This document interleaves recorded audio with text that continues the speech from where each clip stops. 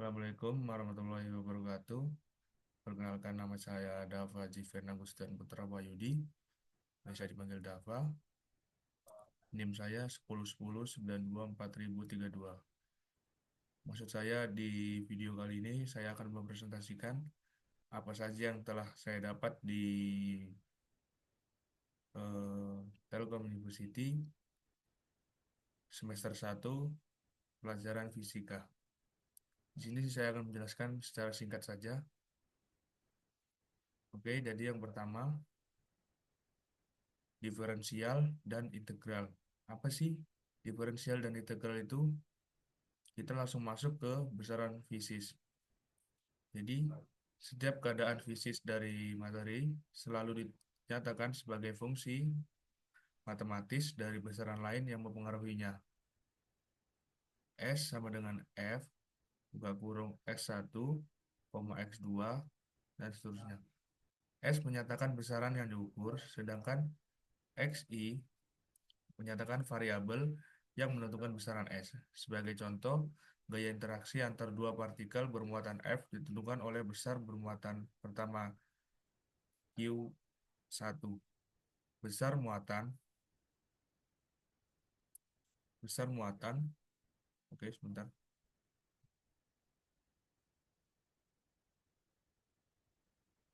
Besar muatan kedua Q2, jarak antar partikel R12 dan medium di mana kedua partikel tersebut berada. Namun, untuk menggambarkan sebuah besaran yang merupakan fungsi dari beberapa variabel cukup sulit pada pembahasan materi di sini. Ditinjau, ditinjau besaran yang hanya bergantung pada satu variabel saja.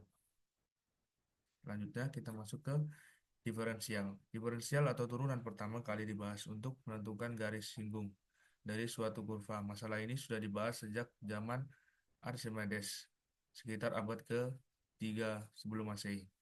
Dalam fisika, turunan pertama kali digunakan untuk menentukan besar kecepatan sesaat pada T tertentu dari persamaan posisi terhadap waktu. Dalam fisika, suatu besaran A yang dinyatakan sebagai perbandingan besaran B terhadap besaran C.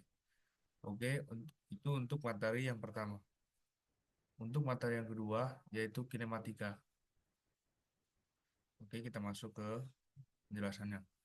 Kinematika adalah cabang ilmu fisika yang membahas gerak benda tanpa memperhatikan penyebab gerak benda tersebut. Penyebab gerak yang sering ditinjau adalah gaya atau momentum. Pergerakan suatu benda itu dapat berupa translasi atau perpindahan, rotasi, atau vibrasi. Dalam bab ini dibahas mengenai gerak translasi dan rotasi saja. Sedangkan gerak vibrasi akan dibahas pada bab selanjutnya yang berkaitan dengan gerak harmonik. Ada tiga besaran fisis yang digunakan untuk mengetahui gerak sebuah partikel, yaitu posisi R, satuannya meter, posisi relatif perpindahan jarak tempuh. Dua, kecepatan V, satuan M, strip S, kecepatan R rata. Tiga, percepatan A, satuannya M, strip S2, percepatan rata-rata. Dan sesaat. Contoh dari gerak translasi menggeser meja dari suatu tempat ke tempat yang lain, mobil bergerak dari kota A ke kota B, dan sebagainya. Contoh dari gerak rotasi, planet Merkurius mengelilingi matahari, elektron mengelilingi atom, putaran baling-baling helikopter, dan lain-lain.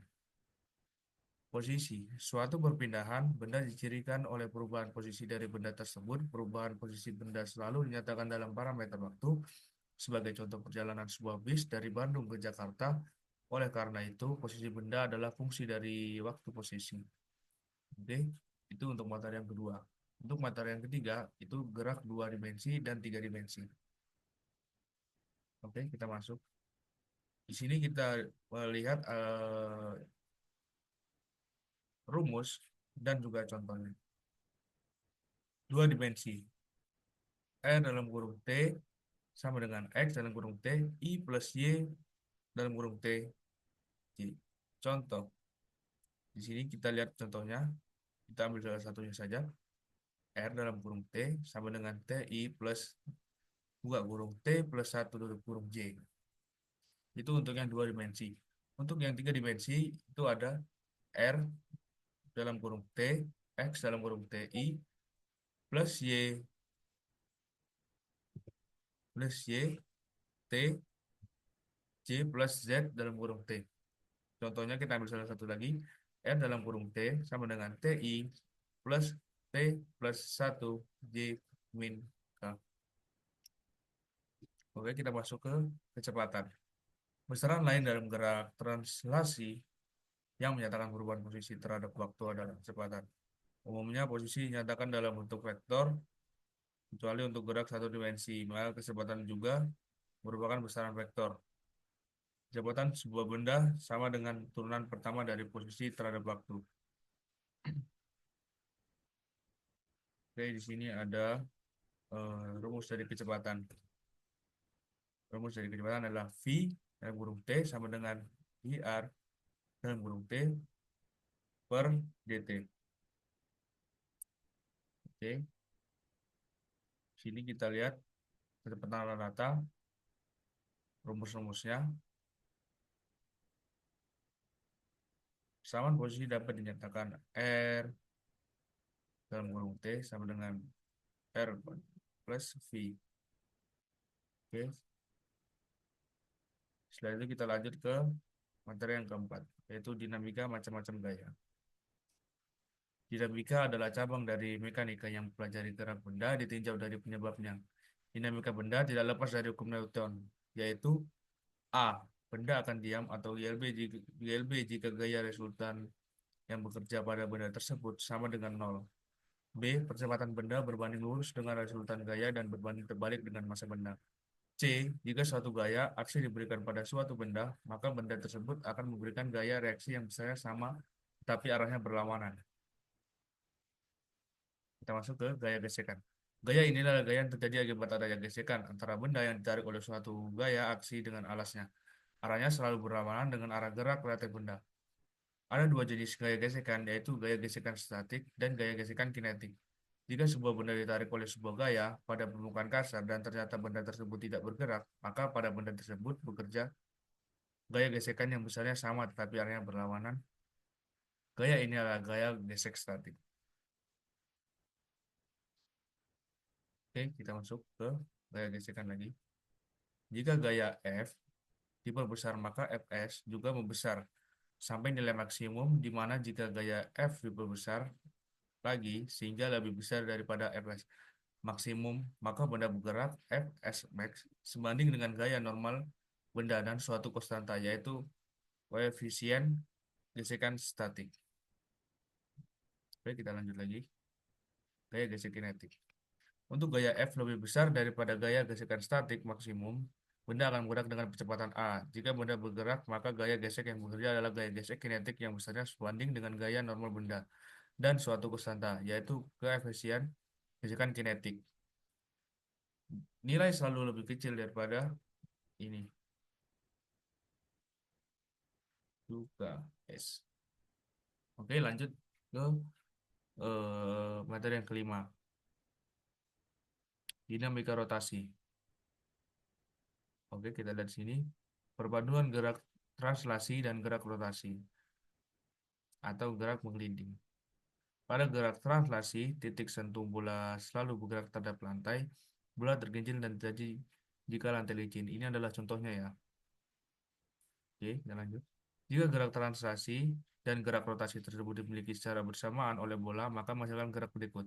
Perpaduan gerak translasi dan rotasi ini yang menghasilkan gerakan bola menggelinding. Proses menggelinding akan terjadi jika titik sentuh bola tidak bergerak atau menempel terhadap lantai bola atau bola tidak selip atau tergelincir. Dan ini akan terjadi jika lantai kasar. Oke, itu untuk materi yang kelima. Selanjutnya ke materi yang enam. Usaha dan energi. Usaha dalam pengertian di fisika sebanding dengan gaya perpindahan. Usaha yang dilakukan makin besar jika gaya yang bekerja pada benda juga besar. Jika gaya yang bekerja pada benda besar, namun benda belum bergerak, maka tidak ada usaha. Energi didefinisikan sebagai kemampuan untuk melakukan usaha. Beberapa contoh energi, energi yang dimiliki oleh benda yang bergerak dinamakan energi kinetik. Contoh mobil yang bergerak akan memiliki energi kinetik. Energi yang ada karena letak konfigurasi sistem dinamakan energi potensial. Usaha. Usaha disebutkan dengan lambang W, memiliki satuan internasional Joule. Jika gaya F konstan dan berimpit dengan perpindahan ini benda, maka nah ini merupakan beberapa rumus dan contoh. Secara umum, jika tidak konstan dan atau lintasan tidak membentuk garis lurus, maka ya ini contohnya. Oke, kita lanjut ke materi yang ketujuh. Itu adalah momentum linear. Impuls dan momentum linear. Definisi momentum.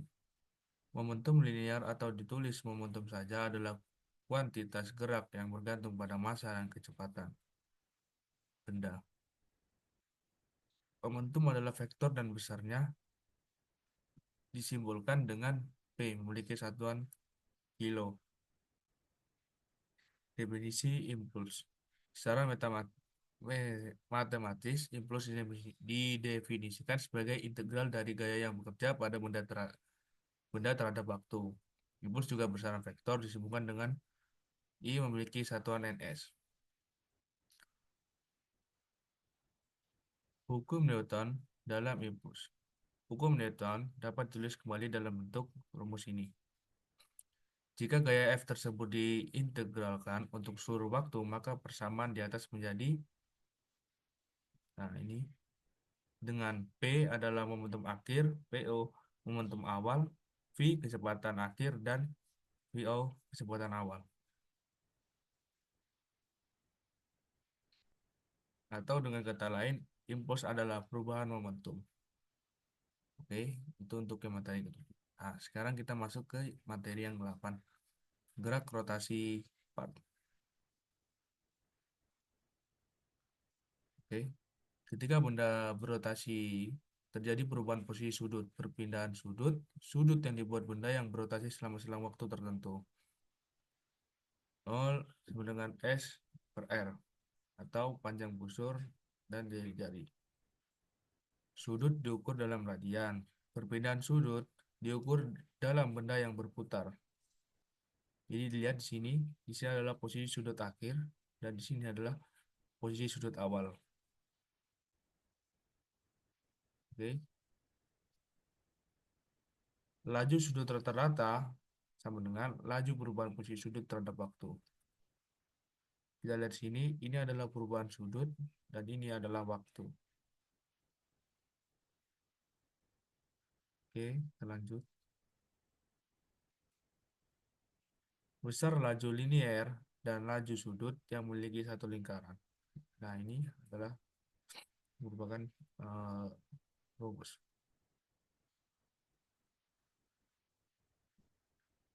Sehingga hubungan laju linier dengan laju sudut adalah V sama dengan RW. Laju sudut bernilai positif jika benda bergerak berlawanan, jarum jam, dan sebaliknya. Semua titik dari benda kejal atau rigid yang berotasi memiliki kecepatan sudut yang sama. Oke, laju sudut. Frekuensi F sama dengan jumlah putaran tiap sekon. Suatu frekuensi adalah Hertz atau 1/S. Perlu diperhatikan bahwa putaran adalah bukan satuan. Selanjutnya, perlu diperhatikan periode T sama dengan waktu yang dibutuhkan untuk melakukan satu putaran penuh. Oke, selanjutnya, satuan SI untuk periode adalah sekon. T sama dengan 1/F. Contoh, jika partikel berotasi dengan frekuensi 3 putaran per sekon, maka setiap putaran memerlukan 1/3 sekon. Oke, itu untuk materi yang ke-8. 9. Benda tegar. Oke, kita lihat sini. Yang bukan contoh dari benda tegar. Jika sistem partikel ini berotasi dengan kecepatan sudut, oh, atau masing-masing partikel berotasi dengan kecepatan sudut yang sama, maka oke, kita lihat sini. Oh, tidak ada. Makanya ini. Oke, kita lanjut ke materi yang 10. Osilasi. Osilasi terjadi bila sebuah sistem diganggu dari posisi kesetimbangannya. Karakteristik gerak osilasi yang paling dikenal adalah gerak tersebut bersifat periodik, yaitu berulang-ulang. Contoh, perahu kecil yang berayun turun naik, bandul jam yang berayun ke kiri dan ke kanan, senar gitar yang bergetar, dan lain-lain. Gerak gelombang berhubungan erat dengan gerak isolasi. Contoh, gelombang bunyi dihasilkan oleh getaran seperti senar gitar, getaran selaput gendang, dan lain-lain. Contoh, osilasi harmonis sederhana, beban massa pada pegas. Salah satu gerak oscilasi yang sangat lazim dan sangat penting adalah gerak harmonis sederhana. Apabila sebuah benda disimpangkan dari kedudukan setimbangnya, gerak harmonik akan terjadi jika ada gaya pemulih yang sebanding dengan simpangnya, dan simpangan tersebut kecil. Jika suatu sistem yang menunjukkan gejala harmonik sederhana adalah sebuah benda yang tertambat pada sebuah pegas. Pada galian setimbang, pegas tidak mengerjakan gaya pada benda. Apabila benda disimpangkan sejauh X dari setimbang, pegas mengerjakan gaya ini. Oke, lanjut. Itu untuk materi yang ke-10. Kita lanjut ke materi yang 11. Gelombang bunyi. Gelombang. Gerak isolasi sederhana. Gerak isolasi sederhana adalah gerak lurus yang memenuhi persamaan gerak. Tampak pada gambar 1 di simpangan Y berubah secara periodik, bolak-balik. Contoh gerak osilasi adalah gerak bandul matematik dan gerak beban yang terikat pada pegas. Sesungguhnya gerak osilasi dapat juga dibayangkan sebagai proyeksi pada sumbu Y dari gerak partikel yang sedang bergerak melingkar dengan kecepatan sudut. Oke, kita lanjut untuk yang gambar kedua. Gambar 2 memperlihatkan sebuah partikel bergerak melingkar yang sedang berada di titik B.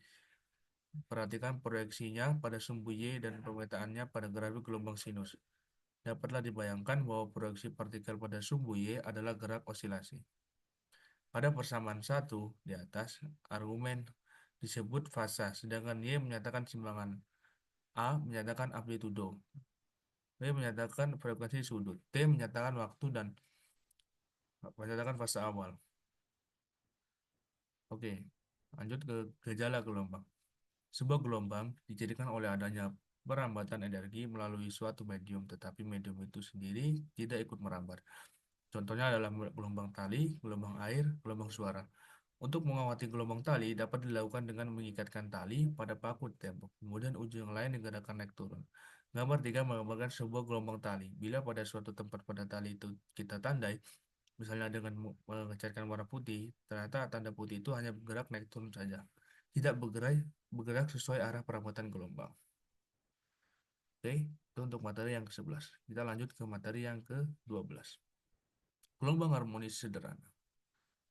Kita masuk ke gambar. Di sini merupakan contoh dari eh, gangguan yang menjalar. Kita langsung ke contoh. Contoh-contoh dari gelombang harmonis sederhana yaitu gelombang di permukaan air, 2 tali yang digoyang pada ujungnya, 3 suara yang menjalar dari sumber sampai ke pendengar, 4 cahaya matahari, 5 dan gelombang gelombang radio dan televisi. Jenis gelombang berdasarkan arah getar dan rambatnya. Transversal saat untuk yang pertama, arah rambat tegak lurus dengan arah getar. 2 yaitu longitudinal, arah rambat sejajar dengan arah getar. Oke, jenis gelombang yang kedua yaitu campuran. Menurut medium perambatan, gelombang mekanik perlu medium perambatan. Contoh gelombang tali, bunyi, dan lain-lain. Untuk yang kedua, gelombang non-mekanik tidak perlu medium perambatan. Contoh gelombang elektromagnet. Oke, jadi tadi itu saya mempresentasikan apa saja poin-poin yang sudah saya dapat selama saya belajar semester 1 fisika di Telkom. Tidak banyak karena waktu yang mepet, jadi saya hanya mempersingkat. Maka dari itu hanya itu yang bisa dapat saya sampaikan. Kurang lebihnya mohon maaf. Assalamualaikum warahmatullahi wabarakatuh.